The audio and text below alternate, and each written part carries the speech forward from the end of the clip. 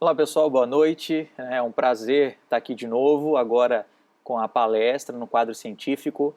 E eu vou tentar ser bem objetivo, bem breve, para a gente explicar um pouquinho esse conceito fantástico, né, da absorção dos aminoácidos essenciais, do amino, e explicar por que ele tem 99% de absorção.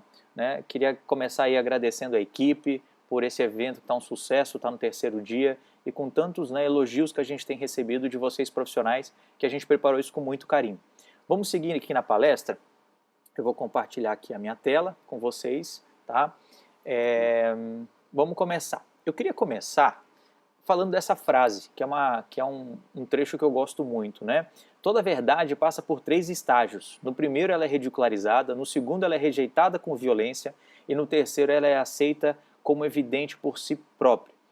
Quem é que trabalha com nutrição funcional, medicina integrativa, um olhar diferente, né, para o paciente, sabe muito bem o que essa frase representa. E a gente, quando lançou o Amino há 4 anos, a gente sofreu muito disso. Né? A gente foi ridicularizado por algumas empresas, por algumas indústrias. Muitas pessoas, né, rejeitavam com violência o uso dos aminoácidos essenciais como estratégia de suplementação proteica. E a gente vê hoje resultados fantásticos. E a gente hoje está muito feliz por estar no terceiro estágio. Né, que ela é aceita por evidente. Vocês estão acompanhando aí quantos casos fantásticos, quantos palestrantes renomados falando, né, sobre a utilização do amino na sua prática clínica. Então, é algo que nos motiva muito, né, nesse pioneirismo. A gente sabe que sofre no início, mas o caminho é muito gratificante. E um lema que nós temos aqui na indústria é que nós não somos o que ingerimos, nós somos o que absorvemos. Essa preocupação sempre existiu na Central Nutrition. Então o que acontece? O Murilo ontem passou uma palestra fantástica, né, sobre a fisiologia do trato digestório. Então isso para nós sempre foi uma preocupação. A gente não é uma empresa de alimento, nós somos uma indústria de suplementos. Então a gente tem sim que estar preocupado com o que está sendo absorvido pelo paciente. Né? Então, se eu tenho um paciente que tem um déficit proteico, dar aminoácidos essenciais é estar mais preocupado com a absorção, né, do que eu dar uma proteína. Não que a proteína seja ruim, mas a gente quer ser mais efetivo. Então, na suplementação, se o que eu preciso é aminoácidos essenciais, eu dou os aminoácidos essenciais para esse paciente, eu consigo, né, promover um ganho acentuado de massa magra. Bom, a nossa palestra, né, porque o amino tem 99% de absorção.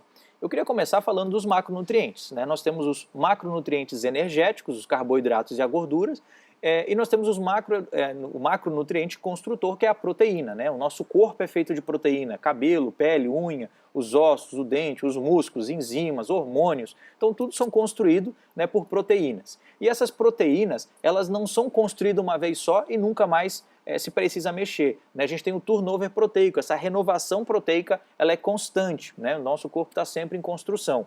E toda proteína ela é feita de aminoácido. São junções de aminoácidos, né, que a gente fala de ligações peptídicas. Um aminoácido se junta em outro aminoácido e forma uma cadeia. Né? Então, um exemplo, a caseína chega a ter 209 aminoácidos. E ela precisa, para ser absorvida, quebrar. Eu preciso desnaturar essa proteína, quebrar ela em pequenas frações, em aminoácidos ou dipeptídeos ou tripeptídeos. Tá?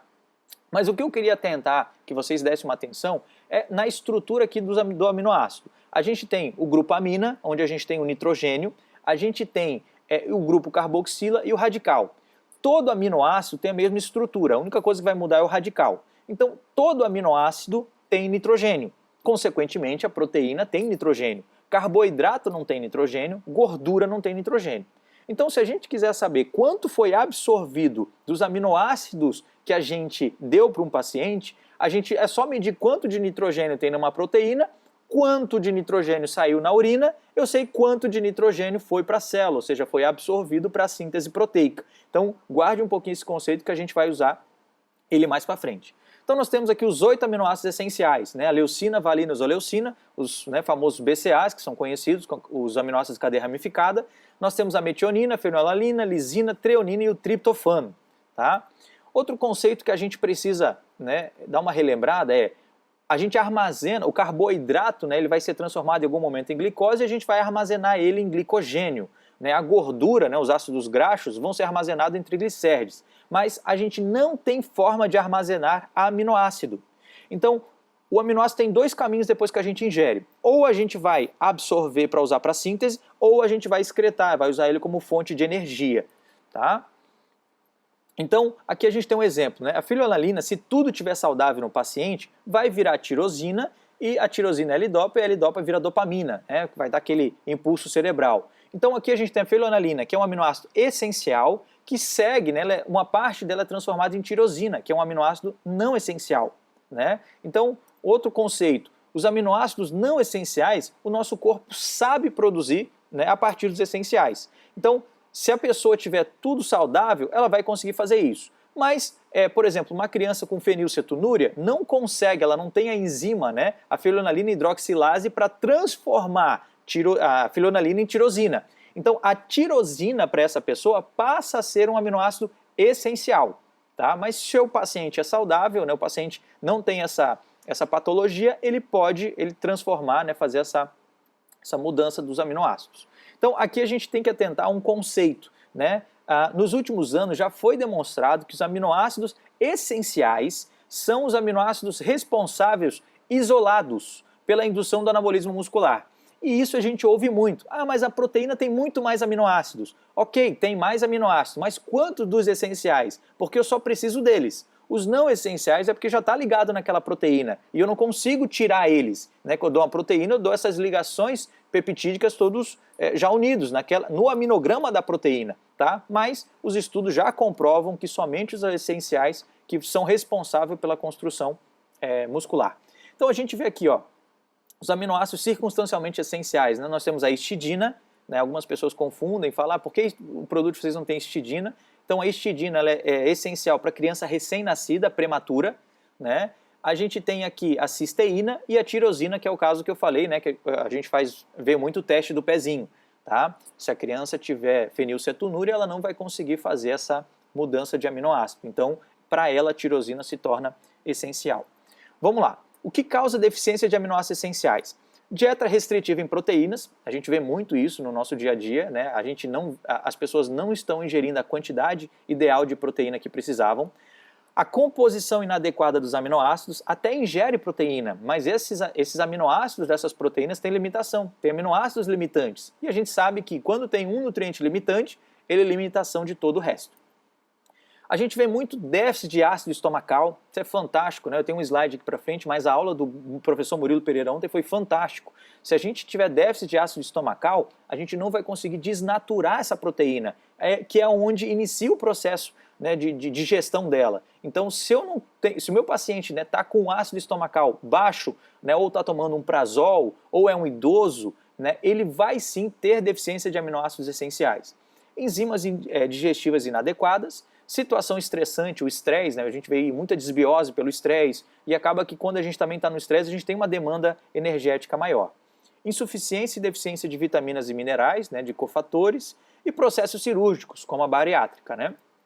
Então vamos lá, a digestão de proteínas e a absorção de aminoácidos são cruciais para um estado de nutrição proteico ótimo.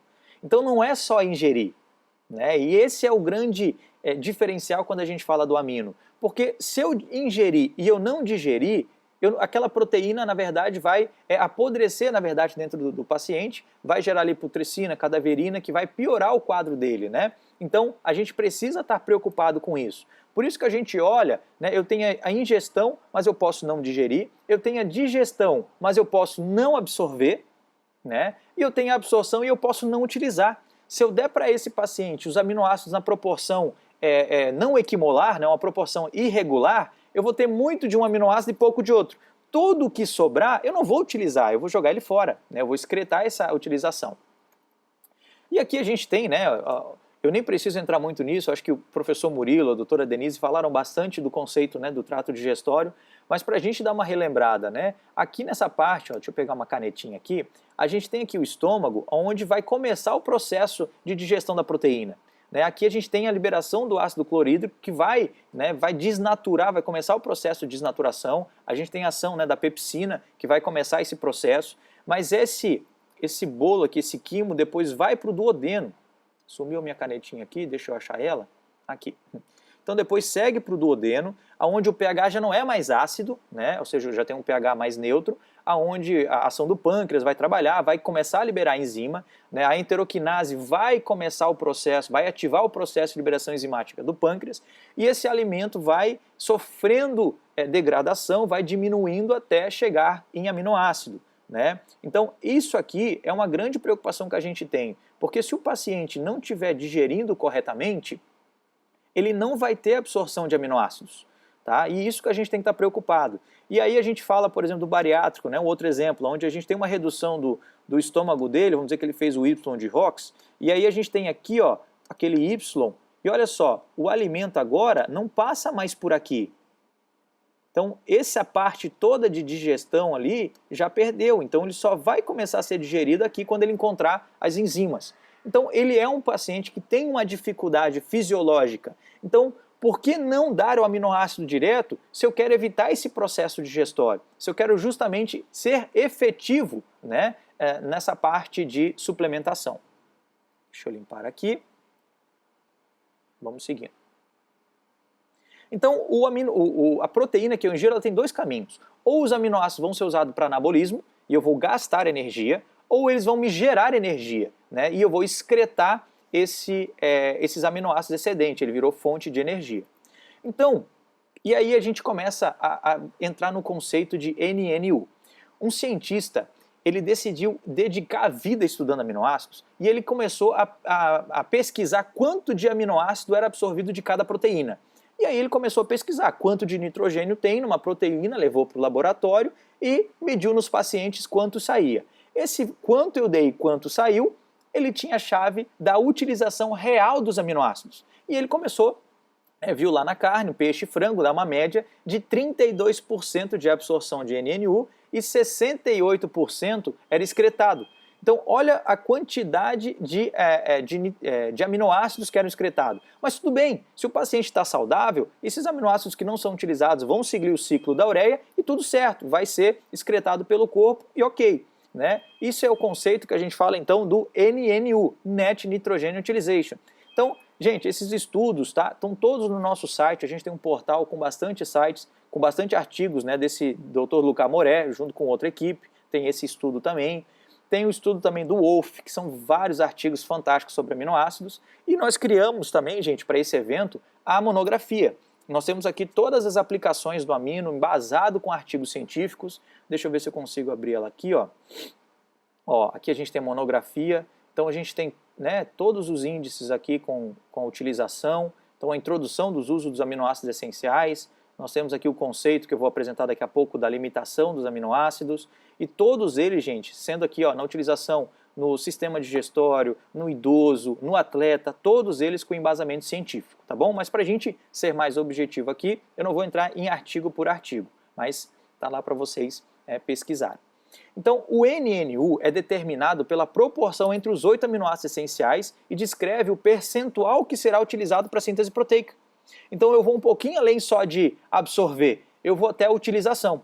Eu quero que o que eu suplemente seja mais utilizado, ou seja, tenha a máxima absorção possível. Então, ele começou a pesquisar. Então, ele viu que o alimento que tinha o maior NNU era o ovo. Ele tem 48% de NNU e 52% de excreção. Só reforçando, é o ovo clara e gema. Quando ele dava só a clara, caía para 20 e poucos por cento, porque a junção dos aminoácidos dos dois vão fazer que eles sejam mais utilizados. Se eu der só muito de um, ele vai ter limitação. Eu vou explicar um pouquinho mais para frente com o modelo que eu criei aqui. Aí nós temos a carne, né, que a gente falou, a soja, o leite, a caseína e o whey.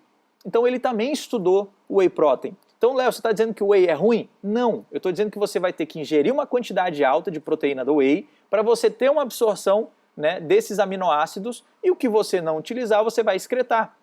Se o teu paciente está saudável, se ele, né, consegue ter esse processo, ok. Mas se eu quero efetividade, se eu quero realmente potencializar o ganho de massa magra, né, por que não dar os aminoácidos na proporção equimolar que me dá 99%? Né? Ou seja, eu quero garantir uma entrega melhor e um outro detalhe, uma entrega mais rápida.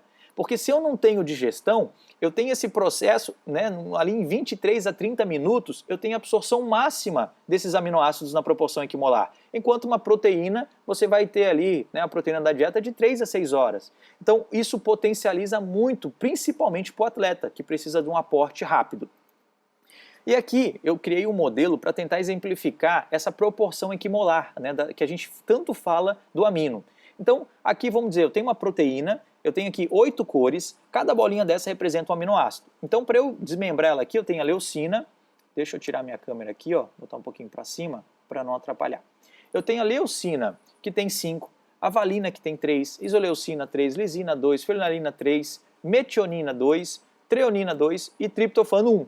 Então, para eu montar essa proteína, eu preciso dessa quantidade de aminoácidos. Então, vamos lá. Vamos dizer que eu ingeri uma proteína que tem esse aminograma. Então, eu tenho 19 leucina, 8 valina, 12 isoleucina, é a junção dela, ok? E aí, eu vou começar a construção das minhas proteínas, né? Eu vou ingerir uma fonte proteica, passou pelo meu processo digestório com toda efetividade, eu consegui absorver todos, né, o que é muito difícil, mas vamos dizer que eu absorvi todos, e eu começo a minha construção. Bom, para construir a leucina, eu preciso de 5. Então eu ingeri 19. Então a construção 1 ok, construção 2 ok, construção 3 ok, e vai me sobrar 4 aminoácidos. Eu não vou conseguir fazer a quarta proteína.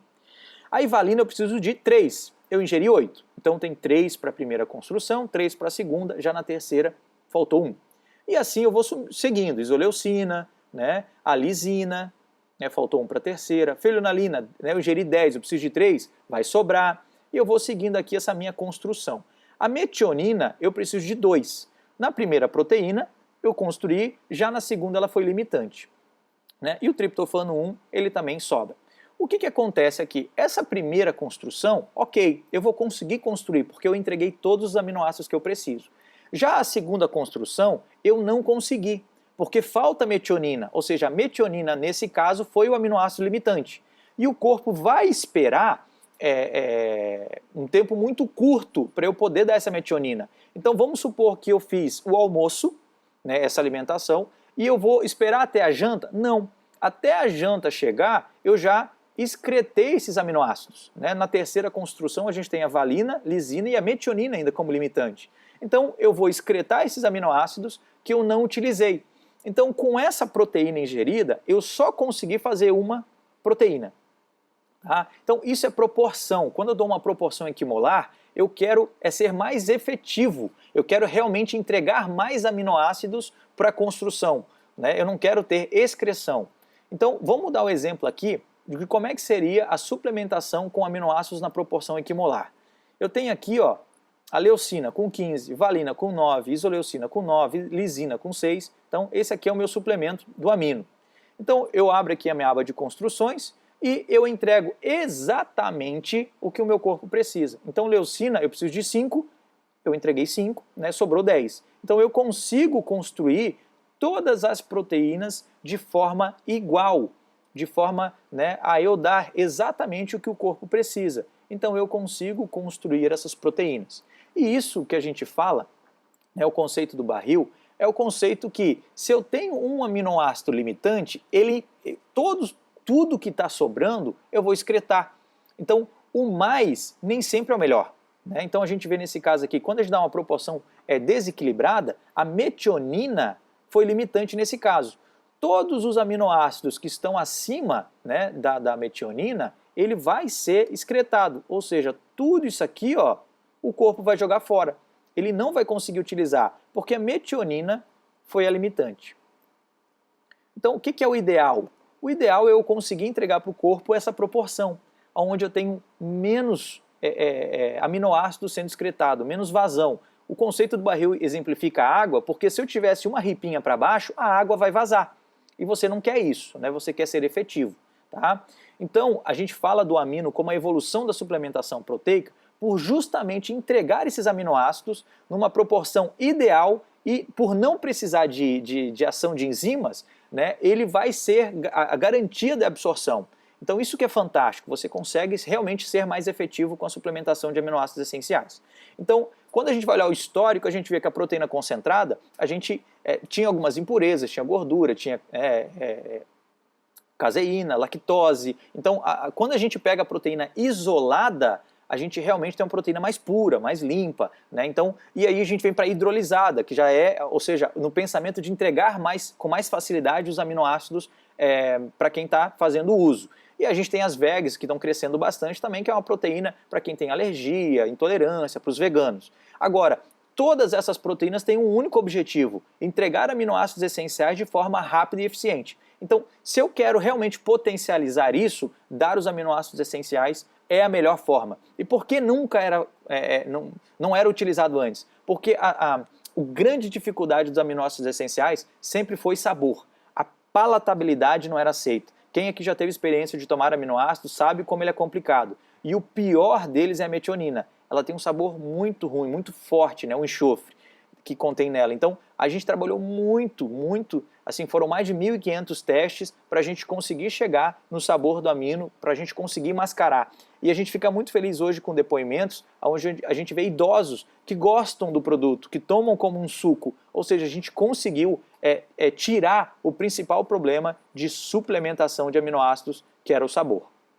Então, quando a gente fala de proteína, a gente precisa entender que se eu tomar 30 gramas de proteína, né, de um whey, por exemplo, eu não estou ingerindo 30 gramas de aminoácido. Então eu peguei lá uma proteína muito boa no mercado, olhei lá o aminograma e vi lá que quando a gente dá 30 gramas, a gente tem 22 gramas de aminoácidos. Mas lembra que a gente não precisa de aminoácidos não essenciais. Então o que eu olhei? Eu olhei quanto de aminoácidos essenciais essa proteína tem.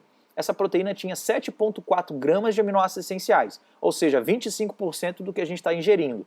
Só que esses aminoácidos não estão na proporção equimolar. Então esses aminoácidos ainda vai ter sobra. Tem muito de um e pouco de outro. Essa limitação é o que faz a gente ter que ingerir uma quantidade alta de proteína para ter uma absorção desses aminoácidos essenciais que o corpo, né, que o nosso corpo realmente precisa. Por isso, quando a gente dá o amino, a gente tem 99% de absorção por estar na proporção equimolar. Então vamos lá. A grande maioria das dietas ela é deficiente de aminoácidos essenciais, né? A longo prazo, isso leva a uma perda de massa magra e a sarcopenia, que a gente falou aqui hoje de forma assim maestra, o Gabriel de Carvalho, Dr. Vitor Hugo, palestras fantásticas, vendo que isso impacta muito a vida, não só do paciente, mas da sua família. Né? Um idoso com sarcopenia, que perde os movimentos, ele além de não ter uma qualidade de vida, a família também tem que ter um cuidado, né, maior. Então a gente vai fazer uma discussão de casa apresentando um estudo nosso com idosos, onde a gente tinha idosos acamados que começaram conseguiram andar com andador, outros sem andador, para ir no banheiro, né, para dar uma volta no jardim, e isso é fantástico, né, essa qualidade de vida, né, no envelhecimento. Né. A perda de massa magra também resulta num menor turnover proteico, ou seja, né, eu não consigo renovar as minhas proteínas como eu deveria. Isso vai também causar perda de massa muscular, declínio hormonal, né, uma baixa na imunidade, osteopenia, osteoporose, redução de enzimas, né, para detoxificação hepática, digestão, produção de ATP e regeneração celular. Então isso tudo é o que a gente chama de envelhecimento precoce. Né? A gente quer um envelhecimento saudável, as pessoas querem, né, têm medo de envelhecer por justamente esse sentimento de, eu vou dar trabalho. Então, a gente tem que buscar um envelhecimento saudável. E a massa magra é uma poupança para esse envelhecimento. Então, a gente sempre discute, sempre fala isso, reforça isso. Massa magra não é estética. Massa magra é saúde. A gente tem que ter massa magra para poder envelhecer com qualidade de vida. Né? E esse envelhecimento precoce é o que a gente vê hoje em muitas pessoas. Né? As pessoas vão envelhecendo, a gente já vê pessoas com 40, 45, 50 anos caminhando já para sarcopenia, com muitas dores, com pouca massa magra, e além de ter pouca, a qualidade é ruim, então isso acaba dificultando muito o dia a dia da pessoa. Né? E eles vão caminhando para a sarcopenia, né? Aquele braço com aquele músculo, ele vai perdendo o músculo e ganhando gordura. A gente olha, parece que está normal, mas quando a gente vai olhar na biopedância, a gente vê que a qualidade de massa magra está muito baixa. E o que a gente busca, o que a gente defende muito hoje, né, junto com vocês, junto com os profissionais, é justamente uma longevidade com qualidade de vida. Né? A gente quer ter um resultado de massa magra com saúde, a gente quer auxiliar, né, nos protocolos para que as pessoas possam envelhecer e aproveitar a família, aproveitar, né, a sua vida, tudo aquilo que ela construiu, e a gente sabe que a massa magra vai ser importantíssima para essas pessoas. Bom, gente, eu queria agradecer, né, muito né, por vocês estarem assistindo a minha palestra, por você estar aqui no AminoScience. A gente fez isso muito pensando em levar conteúdo relevante, levar conteúdo importante para que vocês possam, né, aproveitar esse momento aí de isolamento para agregar mais conhecimento e trazer novidade para os seus pacientes. A gente vai começar daqui a pouquinho o debate e eu espero vocês lá para a gente fazer discussões de casos que a gente trouxe e vamos tentar também responder algumas perguntas do chat, tá bom? Um abraço e até breve.